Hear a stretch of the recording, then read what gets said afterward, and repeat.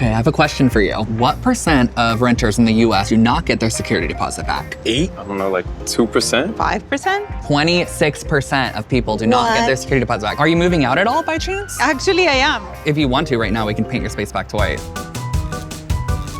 Oh my gosh. This is it. It is lovely and bright. What made you choose the yellow? I wanted something that made it feel a little more lived in. Yeah, I love what you did here. I think it's so fun. I was actually really worried not to get my security deposit back. That's why we're doing this.